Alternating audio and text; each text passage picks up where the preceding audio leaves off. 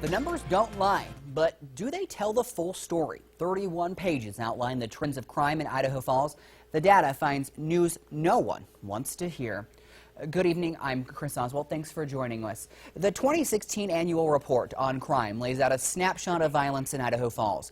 Using data from Idaho State Police and the FBI, we are getting a look at the good, the bad, and the ugly of violence in our city. I looked into the numbers and found Idaho Falls is seeing a significant increase in violent crime. It's a Local News 8 investigation. Flashing lights and crime scene tape, it's not a sight anyone wants to see in their neighborhood. But according to this new crime report just released by the Idaho Falls Police Department, it is a sight being seen more often. It's spread out quite a bit. You try to look at pockets of where crimes are occurring, and usually it's all over the map. These 31 pages of data outline an increase of violent crime in the city over the last 5 years. In 2011, there were 148 violent crimes. Between 2012 and 2014, the number dropped.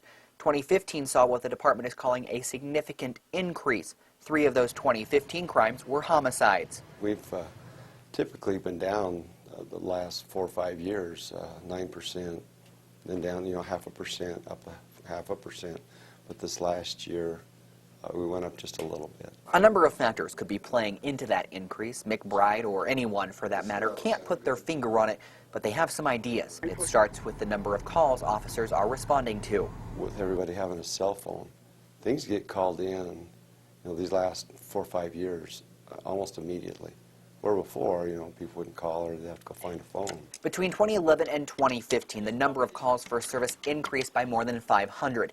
In 2015, officers responded to more than 25,500 calls, the most being in the summer months. People are more willing to call the police and report on their neighbors. A number of those calls are for domestic violence cases. Chief McBride says his officers are seeing more of those calls than in years past. Families, friends in a residence having arguments and resulting in violence. At the surface level, yes, the numbers in this report might seem startling. And yes, the chief says violent crime has increased in the city of Idaho Falls. But don't linger on the numbers for too long. How the state compiles what violent crime is might surprise you. All you have to do is make a threat on someone's life. And in that case, it's classified as assault. Assault is classified as a violent crime in this report. Making a threat with intent to cause bodily harm is an assault. The actual act is a battery, but the crime stats report them all as assaults or aggravated assaults. The good news in all of this, despite the increase, Idaho Falls remains a pretty safe place compared to other cities our size. Even with our jump in violent crime, Chief McBride says we're still not experiencing the same amount of crime other communities are. That isn't stopping him from working to bring our numbers down. We continue to look at the statistics. We analyze those on a regular basis to make sure we're getting the staffing, minimum staffing we need on the street to help make sure we got the resources to respond to these things. And reduce the number of times flashing lights light up your neighborhood. Something else the report looked at, the number of traffic citations. I want you to take a look at this graph. In the report, between 2011 and 2015, the number of tickets written in Idaho Falls is down nearly 6,000. You can see it there from 13,155 to 6,001. McBride says that is because the number of officers focused on traffic enforcement was cut from 6 to 3.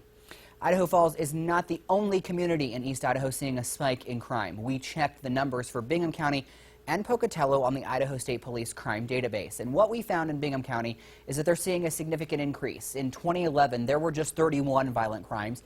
In 2012 and 2013, those numbers are 50 and 51. 2014 saw a drop to 32, and then in 2015, we saw a spike to 66. A little further south in Pocatello, we saw a significant drop in violent crimes. In 2011, there were 115 violent crime cases. That number went up to 121 in 2012 and 154 in 2013.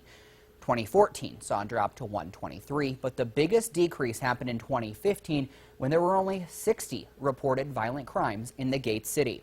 We want to know your thoughts. Is East Idaho still a safe place, or is crime becoming all too common? Visit our website, that's localnews8.com. You'll find a link to our Facebook page there.